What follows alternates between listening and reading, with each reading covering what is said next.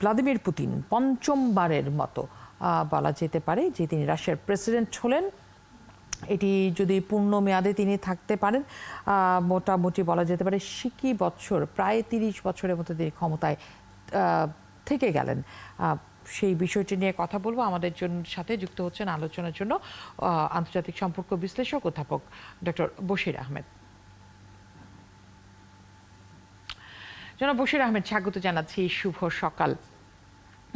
Putin আবারও ক্ষমতায় পঞ্চমবারের মতো, পঞ্চম মেয়াদে বলা যেতে পারে। তার রাজনৈতিক বিরোধীদের তিনি নিশ্চিহ্ন করেছেন এই জায়গাটিতে আসার জন্য। যুদ্ধ চলছে ইউক্রেনের সাথে এবং নিজের হাতে সমস্ত ক্ষমতা কেন্দ্রীভূত করে আবারও তিনি আরও ৬ বছরের জন্য ক্ষমতায় আসলেন। এই যে সব মানে তাকে আপনি আসলে কতটা সফল রাষ্ট্রনেতা বলবেন এক্ষেত্রে? শুভ সকাল, ধন্যবাদ আপনাকে। প্রেসিডেন্ট ভ্লাদিমির পুতিন গতকালই আপনার শপথ নিয়েছেন পঞ্চমবারের মতো তিনি রাষ্ট্রপতি হিসেবে, এবং এই ৬ বছর মেয়াদে পূর্তি হলে তিনি সবচেয়ে বেশি সময় রাশিয়ার ক্ষমতা থাকবেন। আমরা দেখেছি দ্বিতীয় বিশ্বযুদ্ধের পরবর্তীকালে জোসেফ স্টালিন থেকে শুরু করে অন্য যারা দীর্ঘদিন ক্ষমতায় ছিলেন তার মধ্যেই সবাইকে তিনি ছেড়ে যাবেন, এরকম একটি পরিসংখ্যান আমরা, আপনি বলেছেন যে সেটা প্রায় ৩০ বছরের বেশি। কারণ ১৯৯৯ সালে হঠাৎ করেই আপনি প্রেসিডেন্ট বরিস ইয়েলসিন মারা যাওয়ার পর থেকেই নানা প্রক্রিয়ায় প্রধানমন্ত্রী, প্রেসিডেন্ট, এই ধরনের ধারাবাহিক ক্ষমতা চর্চার মধ্যে দিয়ে তিনি আজকে পৃথিবীর লংগেস্ট সার্ভিং প্রেসিডেন্ট হিসেবে অভিষিক্ত হতে যাচ্ছেন। এখন প্রশ্ন হচ্ছে যে তিনি তার নেতৃত্বে এই যে এখন যে পর্যায়ে তিনি এসছেন, তিনি তার লক্ষ্য এবং অবিলক্ষ্যগুলো কি। আমরা দেখেছি তিনি তার যে আপনার যে ক্ষমতা আরোহণের যে সেরিমনিতে তিনি বলেছেন যে তিনি রাশিয়াকে একটি মহান জাতি বলেছেন, এবং রাশিয়া একটি পৃথিবীকে নেতৃত্ব দিতে পারে। কারণ ৯০ দশকে যখন সোভিয়েত ইউনিয়ন ভেঙে যায়, সেই বিষয়টি কিন্তু তাকে খুব দাগ কেটেছিল তার মধ্যে, এবং সোভিয়েত ইউনিয়নের ভেঙে যাওয়াকে তিনি বিংশ শতাব্দীর সবচেয়ে বড় আপসেটিং বলে উল্লেখ করেছিলেন। আমরা দেখেছি যে এই যে রাশিয়া, যার যে সাম্রাজ্য থেকে শুরু করে সোভিয়েত ইউনিয়ন যেভাবে পৃথিবীকে নেতৃত্ব দিয়েছে, অর্থাৎ সেরকম একটি প্রবণতা কিন্তু আমরা বরিস ইয়েলসিনের মধ্যে লক্ষ্য করছি। এখন প্রশ্ন হচ্ছে যে এই যে সাম্প্রতিক আপনার গত ২ বছর যাবত যে ইউক্রেন রাশিয়া যুদ্ধ এবং মার্কিন যুক্তরাষ্ট্র এবং পশ্চিমাদের সাথে যে বিরোধ এই প্রেসিডেন্ট পুতিনের, সেই পরিপ্রেক্ষিতে তিনি তার নিজের দেশকে, নিজের মতাদর্শ বা নিজের অবস্থানকে কিভাবে প্রকাশ করবেন, বা জিও পলিটিক্সে তিনি তার অবস্থান কিভাবে ধরে রাখবেন, সে বিষয়গুলি এখন কিন্তু আলোচনার বিষয়। আমরা যুদ্ধের এই ক্ষেত্রেও কিন্তু লক্ষ্য করছেন যে যদিও সেখানে ইউক্রেন রাশিয়া এখন যুদ্ধ চলছে, এবং মার্কিন যুক্তরাষ্ট্র এবং পশ্চিমা মিত্র নেটো কিন্তু সেই যুদ্ধ ইউক্রেনকে সমর্থন দিচ্ছে, যদিও সেই যুদ্ধ এখনো থামার কোনো লক্ষণ নেই। কিন্তু এই যুদ্ধ যত প্রলং হবে, এটা কার জন্য আপনার সুফল বয়ে নিয়ে আসবে, সেগুলো নিয়ে নানা ধরনের বিশ্লেষণ, নানা ধরনের হিসাব নিকাশ চলছে। আমি যদি আপনার কাছে একজন রাষ্ট্রনেতা হিসেবে জিজ্ঞেস করি যে ভ্লাদিমির পুতিন কতটা সফল রাষ্ট্রনায়ক? এখন সফলতার মানদণ্ডে যদি আপনি উল্লেখ করেন যে আপনার যে গ্লাসnost পেরেস্ট্রাইকা, যেটা প্রেসিডেন্ট মিখাইল গর্বাচেভের নেতৃত্বে যে রাশিয়া ভেঙে গিয়েছিলেন, তো এখন তারপর থেকে যে রাশিয়াকে আবার নতুন ভাবে পুনর্গঠনের জন্য তিনি যে কাজ করছেন, এখন রাশিয়া একটি সমৃদ্ধ রাষ্ট্র, অবশ্যই তার অর্থনৈতিক শক্তি, সক্ষমতা, তার সামরিক প্রযুক্তি সেটা বৃদ্ধি পেয়েছে।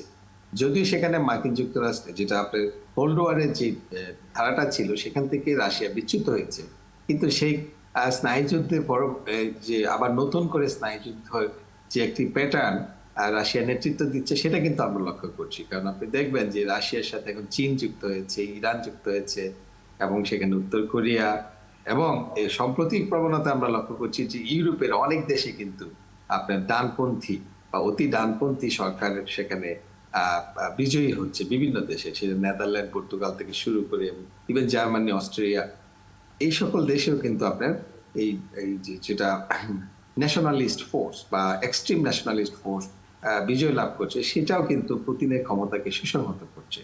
আর সম্প্রতি আমরা আরেকটা বিষয় লক্ষ্য করলাম যে পারমাণবিক যুদ্ধে সেই হুমকি কিন্তু তিনি বারে বারে দিয়েছেন, এবং এবারও ৬ তারিখ থেকে কিন্তু আরেকটি পারমাণবিক মহড়াও কিন্তু অনুষ্ঠিত হচ্ছে। ফলে এখন পশ্চিমাদের সাথে এই যে টাগ অফ ওয়ার, সেটা আসলে পুতিন তার অবস্থান ধরে রাখার জন্য, ভূরাজনৈতিক শ্রেষ্ঠতা ধরে রাখার জন্য সে যে একটা কাউন্টার ফোর্স, বা যেটা আমরা বললাম শীতল যুদ্ধের যে প্রেক্ষাপট, সেটা কিন্তু আগামী বিশ্ব আবার দেখবে। কারণ রাশিয়া এখন সেভাবে নিজেকে তৈরি করছে, কারণ তারা নিজেদেরকে মহান জাতি একটি এবং রাশিয়ান ভূখণ্ড অখণ্ড রাখার জন্য তার যে স্ট্র্যাটেজিক পরিকল্পনা, যদিও তার প্রতিপক্ষ হিসাবে এখানে ন্যাটো এসছে, ইউ আসছে, কিন্তু সেটাকে তিনি হয়তো মোকাবেলা করবেন। এবং মার্কিন যুক্তরাষ্ট্রে যে সামনে যে নির্বাচন, অর্থাৎ সেখানে নভেম্বরে যে নির্বাচন, সেই নির্বাচনে যদি আপনার বাইডেনের পরিবর্তে ডোনাল্ড ট্রাম্প নির্বাচিত হতে পারে, তাইলে কিন্তু সে আরেক ধরনের মেরুকরণ আমরা লক্ষ্য করব। অর্থাৎ ন্যাটো আজকে যেভাবে এক্সপানশন করছে এবং ইউরোপীয় ইউনিয়ন, সেখান থেকে কিন্তু মার্কিন যুক্তরাষ্ট্র তার আপনার যে সহায়তা কাজ করবে, এরকম কিন্তু আপনার ইঙ্গিত কিন্তু দিয়েছেন আপনার ডোনাল্ড ট্রাম্প। ফলে এখন এই বছর এই ভোলাটাইল পরিস্থিতি এবং আগামী মার্কিন নির্বাচনের পরে একটি শেপ আপ হবে বলে বা আমাদের কাছে ধারণা। তার মানে কি দুটি পরাশক্তি আবার একসাথে হচ্ছে, মানে বন্ধু হচ্ছে রাশিয়া এবং যদি ট্রাম্প ক্ষমতায় আসেন তো? যদি ট্রাম্প ক্ষমতা আসেন, ট্রাম্প কিন্তু বলে দিয়েছেন যে তারা এই যুদ্ধ আর প্রলং করবেন না, এবং সেক্ষেত্রে তারা এখন যে পরিমাণ বাজেট দিচ্ছে, আপনারা জানেন কিছুদিন আগেও সেখানে $62 বিলিয়ন ইউক্রেন এবং ইসরায়েলের জন্য যেটা পাশ করেছেন। কিন্তু ডোনাল্ড ট্রাম্প বলে দিয়েছেন যে তারা ইউরোপে বা এই ইউক্রেন রাশিয়ার যুদ্ধে সেভাবে তারা আর অংশগ্রহণ করবেন। এই ধরনের কিন্তু ইঙ্গিত সেখানে আছে, যদিও বিস্তারিত পরিকল্পনা এখনো প্রকাশ করা হয়নি। কিন্তু এই নভেম্বর বা এই বছরের মধ্যেই যদি সেখানে মার্কিন যুক্তরাষ্ট্রের ক্ষমতার পালাবদল ঘটে, তাইলে কিন্তু সেই যুদ্ধ পরিস্থিতির একটি ভিন্নতা আমরা লক্ষ্য করব। জি, আরেকটি বিষয় একটু জানতে চাই, কারণ আজকে আসলে আমরা পুতিনের যেহেতু তিনি আবারও ক্ষমতায়, তা ওনাকে নিয়েই আলাপটা রাখতে চাই। সেটি হচ্ছে রাষ্ট্রনায়ক আমরা যে ধরনেরই বলি না কেন, এত লম্বা সময় ধরে তিনি ক্ষমতায় রয়েছেন, 25 বছরেরও বেশি বলা যেতে পারে। রুশদের জীবনযাত্রার মান কতটা উন্নয়ন হয়েছে বলে মনে হয় আপনাদের কাছে, যেহেতু আপনারা নিয়মিত নজর রাখছেন বিষয়গুলো? রুশ, আমি তো আপনাকে বলেছি যে তারা যে সোভিয়েত ইউনিয়ন, যে সাবেক সোভিয়েত ইউনিয়ন যেটা বিশ্বকে নেতৃত্ব দিচ্ছে, এগুলো তো একটা অহংবোধের জায়গা। জীবন উন্নয়ন, আমার একেবারে নাগরিকদের জীবন মান এখন কতটা সুবিধা নাগরিকদের তাদের জীবন মান, বাড়লো? এখন রাশিয়াতে কিছু সমস্যা যেটা হচ্ছে, রাশিয়া যে পরিমাণ আপনার উন্নত রাষ্ট্র, কিন্তু সেক্ষেত্রে তাদের এই যে আহ, যে এক ধরনের ইন্টারনাল বা ডোমেস্টিক রাজনৈতিক ব্যবস্থায় কিন্তু সেখানে আপনার ধনী গরিবের প্রভেদটা অনেক বেশি এখন। কারণ সেখানে যে যে এক ধরনের যে এটাকে কি বলবো, গোষ্ঠীতন্ত্র বা এই যে পলিটিক্যাল এলিটসদের সাথে যে সাধারণ মানুষের কিন্তু একটা আপনার বিশাল দূরত্ব আছে। সেটা আপনার হ্যাঁ, যখন আপনার সমাজতান্ত্রিক শাসন ব্যবস্থা থেকেই আমরা লক্ষ্য করেছি যে যদিও সেখানে সকল মানুষের সকল অধিকারের কথা বলা ছিল, কিন্তু সেই বাস্তব জীবনে সেটা কিন্তু অর্জিত হয়নি। আর ডেমোক্রেসি না থাকাতে একটি সমস্যা হচ্ছে যে সেখানে নাগরিকগণ তাদের মতামত সঠিকভাবে প্রকাশ করতে পারেন না, ফলে এক ধরনের তথ্যের ঘাটতি সেখানে থেকে যায়।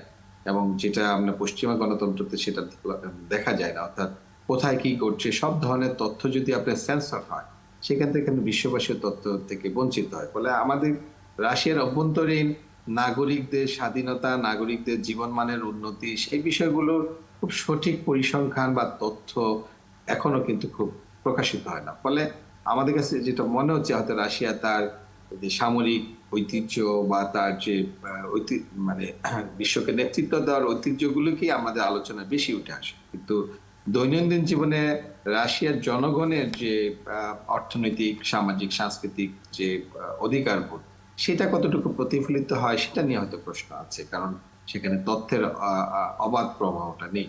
জি, তুলনামূলকভাবে যেটা মনে হচ্ছে, কারণ এইরকম একটি আপনার যেটা সোসাইটি, রেজিমেন্টেড সোসাইটি বলবেন, বা সেখানে রাজনৈতিক যে আপনি দেখেছেন যে পুতিনের যারা মিনিমাম বিরোধিতা করেছেন, নাভালনি এবং অন্যদিকে কিন্তু তিনি ধ্বংস করে দিয়েছেন। ফলে একটি সমাজ, একটি এরকম একটি আপনার মানে চরম সেটাকে বলবো আমরা যে যে যে ঐতিহ্য, অর্থাৎ রুশ যে রাজনৈতিক কালচারে কিন্তু আপনার এরকম পশ্চিমা গণতন্ত্রের যে ফ্লোটা সেখানে নেই। সেখানে সবকিছুকে নিয়ন্ত্রণ করা হয়, সবকিছু একটি কর্তৃত্ববাদী শাসনের অধীনে ভীষণভাবে থাকে। নিয়ন্ত্রিত হয়। আপনি ঠিকই বলেছেন। অনেক ধন্যবাদ আমাদের সাথে যুক্ত হওয়ার জন্য জনাব বশির আহমেদ। দেশে আগামীতে আবারও